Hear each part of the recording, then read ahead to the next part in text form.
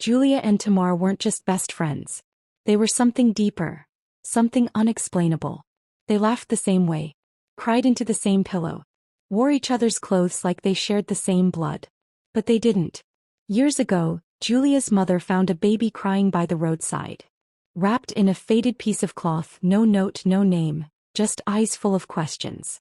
She brought the child home and that baby became Tamara. From that day on, Julia gained a sister. They grew up doing chores together, studying under lantern light, fetching water, and dancing to old gospel tunes in their mother's kitchen. They even shared secrets, like how Julia once sneaked mangoes from the pastor's compound, or how Tamara sometimes cried at night, wondering who her real parents were. But Julia never saw Tamara as adopted. And neither did the village. They were two peas in one heart. Until that day. The Sunday sun was soft and the air smelled of fresh earth. Julia and Tamara were on their way to choir rehearsal, Bibles in hand, humming harmonies and laughing about a woman who wore mismatched shoes to church the previous week. That's when a sleek black car slowed beside them. The window rolled down. The driver was young, handsome, and clearly not from the village. City skin. City shirt. City smile. "Hey beautiful ladies," he called out, flashing perfect teeth. "Can I talk to you please?" Tamara grinned and stepped forward. But his eyes moved past her. "Not you," he said. "I mean the other one." Julia blinked in surprise. "Good evening," she said softly. "I'm Julia." "I'm Calvin," he replied, still smiling. "I just got transferred here. I work with a construction company. I'm trying to find Amaguru Street. I think I'm lost." "Oh," Julia replied, pointing down the road. "It's not far. Just follow that bend, cross the small bridge, then turn left." "Please," Calvin interrupted, "can you just get in and show me?" Julia hesitated. They were already running late. And she didn't know this man. But before she could respond, Tamara spoke up. Loud. "Sure. Of course we can." She opened the front door and hopped into the front seat like it was hers. Julia sighed and got into the back. The ride was short. No music. Just Calvin glancing at Julia through the rearview mirror. Tamara kept talking, laughing, asking questions he wasn't answering. When they arrived at the street, Julia tapped his shoulder. "We'll stop here. That's Amaguru Street. We really need to get to church now." "Thank you," Calvin said. "I appreciate it. Can I have your number? Just in case I get lost again." Julia opened her mouth to reply. But Tamara had already leaned forward, pen in hand, scribbling her number on a paper. "Here," she said sweetly. "Once you call me, you've called her too." Julia smiled faintly. "That's right." But something stung in her chest. She couldn't name it, but it was sharp. Like betrayal dressed as laughter. And as they got out of the car and waved goodbye, Julia caught the way Calvin's eyes lingered. Not on Tamara. On her. She didn't say a word. But Tamara was already dreaming. And dreaming alone. That evening the walk to church didn't feel the same. Tamara was smiling too much, humming louder than usual. She kept replaying what happened in the car. How she laughed, how she gave Calvin her number, how she believed he would call. But Julia was quiet. She held her Bible tighter, looked down as she walked, and moved slowly. She wasn't jealous. She just felt something had changed. Something small, but deep. Like a crack in something strong. Choir rehearsal went on as usual. Singing, clapping, and tambourines filled the air. Julia sang, but her mind wasn't there. She kept noticing how Tamara looked at her phone. How she watched the door. How her face lit up, then dropped when nobody came in. That night, back at home, Mama was in the kitchen frying plantains. The smell filled the small house like comfort. "Girls," Mama called, "did you stay back at church?" "No, Mama," Tamara replied. "We showed someone a street. He's new in the village." Julia just nodded. Mama looked up. "A man." Tamara laughed. "Yes, Mama. A fine one." Julia's heart beat fast. Not because of love. But because something didn't feel right. Later that night, Tamara lay on her mat holding her phone close. "He didn't call today," she said softly. "Maybe tomorrow." "Maybe," Julia replied, facing the wall. Tamara sat up. "Do you think he likes me?" Julia stayed quiet. She remembered the way Calvin looked at her in the car mirror. Not just once. Not by mistake. She turned her back to Tamara and whispered, "I don't know." Tamara didn't speak for a while. Then she said, "If he ever talks to you, promise you'll tell him no?" Julia didn't move. The fan made noise above. A small lizard made a sound near the window. Then Julia said what she had to say. "Of course. You saw him first." But deep inside, her heart didn't agree. 2 days passed. No call. No message.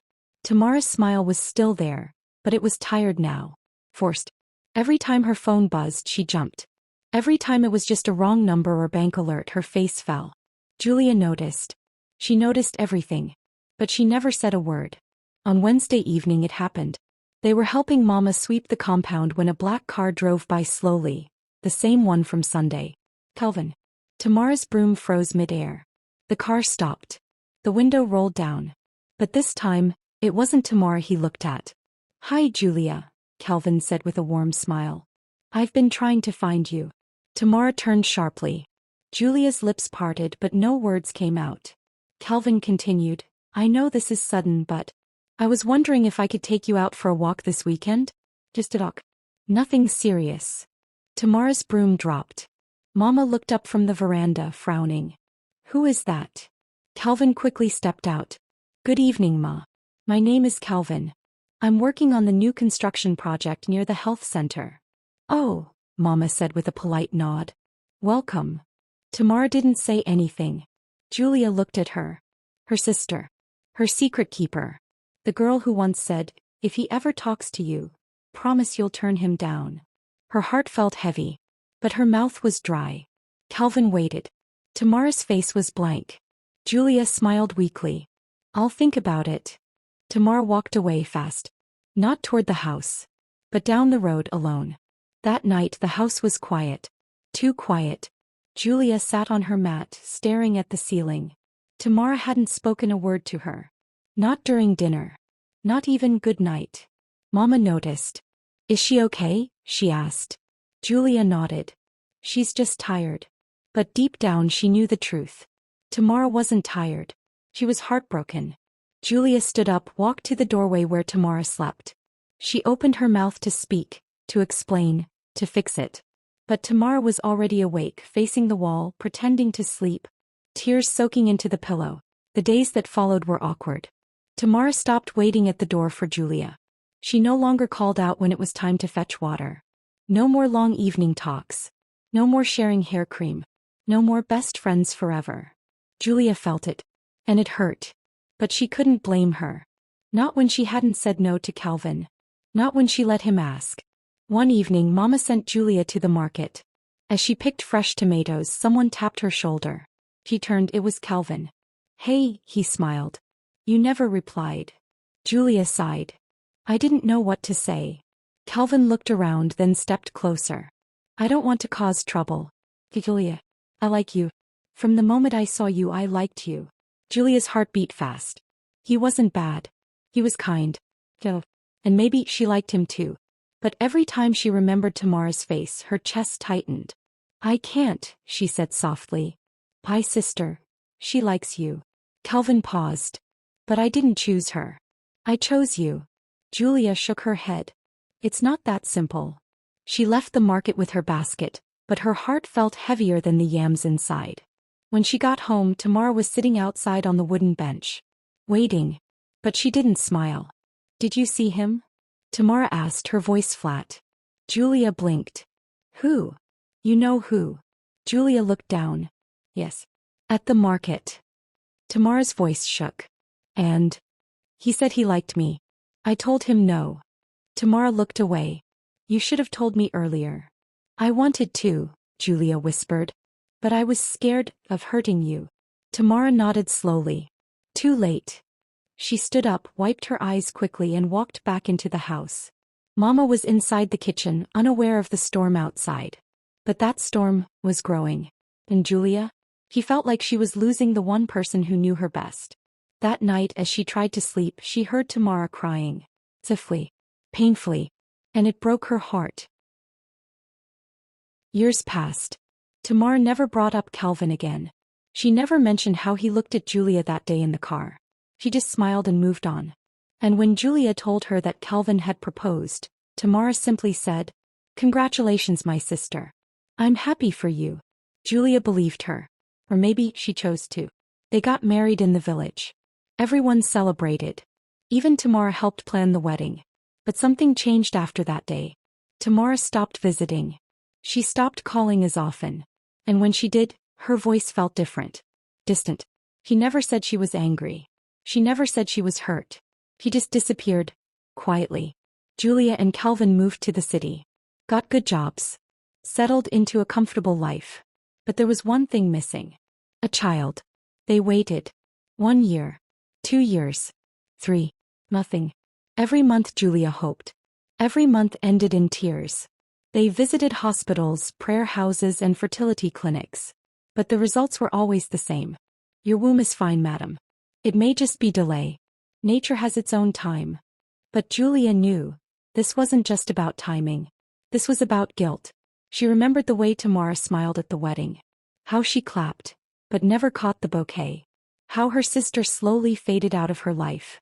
And Julia started to ask herself, maybe I took more than a man. Maybe I took her future. Maybe this is my punishment. One rainy evening, Julia sat on the cold tiled floor.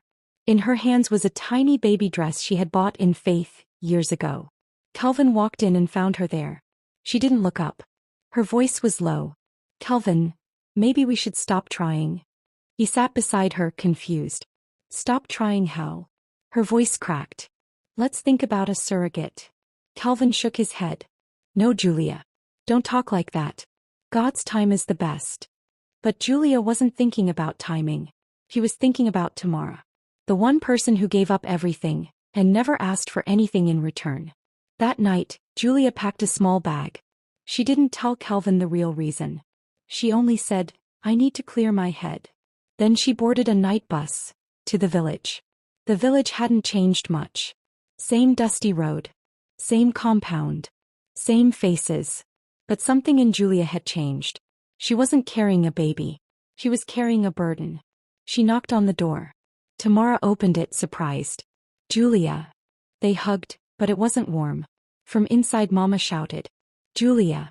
You didn't tell me you were coming. Oh. I wanted to surprise you, Mama. They all smiled.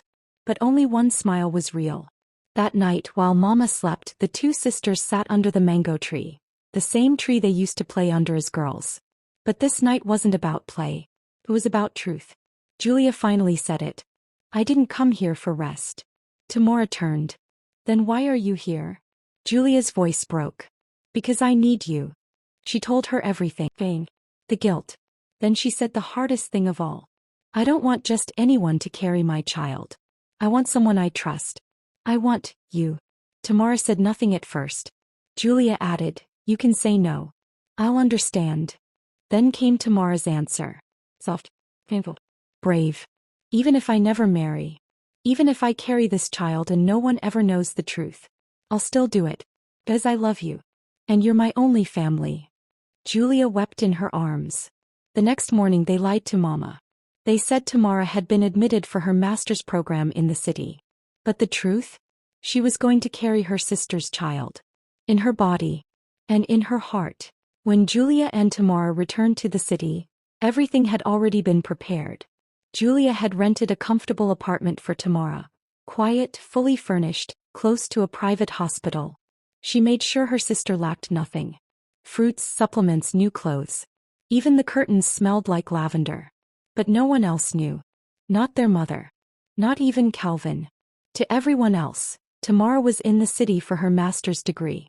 A week later, Julia returned home to her husband. Hope you rested well? Calvin asked, kissing her forehead. She smiled. I did. That evening after dinner, Julia placed his empty plate in the sink. Then she sat beside him on the couch, her heart pounding louder than the ticking clock on the wall. Calvin, she began gently, about what we talked about before I traveled. He turned toward her. The surrogate. She nodded. Yes. He paused. Then smiled. If that will make you happy, Julia. Let's do it. She breathed out slowly. Who's going to be the surrogate? He asked. Julia's eyes dropped to the floor. Don't worry about that part. I've already made arrangements. Someone I trust completely. If you say so, he said, wrapping his arm around her. Then we go for it. Syringe 3 days later. It was done. The procedure was successful. Tamara was pregnant. The doctor confirmed it with a smile. Julia hugged her sister tightly, tears streaming down her face. Thank you, she whispered. I can never repay you. And Tamara just smiled. You don't need to. Meds passed. Everything was going well. Tamara was healthy, strong. She glowed with a quiet peace. Julia visited her every other day, sometimes bringing Calvin along to drop food or check in. Always careful, always discreet. Until one evening, Julia sat up in bed, holding a small calendar in her hand. She counted the days again and again, then stood up and rushed to the bathroom. A few minutes later, she stood frozen, staring at 2 pink lines on a test strip. Julia was pregnant. She sat on the toilet seat, breathless. 2 pink lines. 1 heartbeat growing inside Tamara. And now, 1 inside her too. Tears filled her eyes, but not from joy. Julia sank onto the edge of the bed, pregnancy test still shaking in her hand. Her voice broke as she whispered into the silence. How do you confess a truth that could break the only person who ever stood by you? Because this time the question wasn't, can I be a mother? It was, how do I tell my sister that I never really needed her after all? Julia didn't sleep that night. She lay beside Calvin, one hand on her stomach, the other on a secret. The next morning she walked through the city like a ghost, carrying guilt heavier than her growing child. Tamara had given up everything to carry her sister's baby. But when she showed up at Julia's door with a baby onesie in her hand, she wasn't ready to see the truth on Julia's belly. You're pregnant, she whispered. Tears fell before words did. I didn't plan it, Julia cried. I didn't know how to tell you. Tamara backed away, hurt, silent. All this time, I thought I was giving you what you couldn't have. Julia dropped to her knees. You are not second. You're my sister. My heart. After a long pause, Tamara knelt too, and hugged her. That evening Julia told Calvin everything. How Tamara carried their baby. How she too unknowingly got pregnant. He pulled her close and whispered, you both gave me something I never thought I'd have. I love you even more for it. A few days later they returned to the village and told Mama. She was angry at first, scolded them with shaking hands, then cried, my daughters, I carried both of you with my heart. I would have carried this too. And from that day she became their rock, preparing for twins with joy. Julia gave birth to a girl. Tamara gave birth to a boy. 2 babies. Different mothers. One unbreakable bond. They raised them together. Sisters raising siblings. One day at a naming ceremony, Calvin introduced Tamara to his cousin in Canada. Video calls turned into visits. Visits turned into love. And one day, Tamara walked down the aisle in her own wedding gown. Mama wept with joy. Julia stood proudly by her side. Calvin gave a speech that melted hearts. And the twins, now toddlers, ran to hug their mummy Tamara. That evening, under the same mango tree where their childhood secrets once spilled, Julia held Tamara's hand. Look how far we've come. And as their children laughed in the background, it was clear. They had carried each other's pain. Now they carried joy. Not just as sisters, but as family that chose love and won.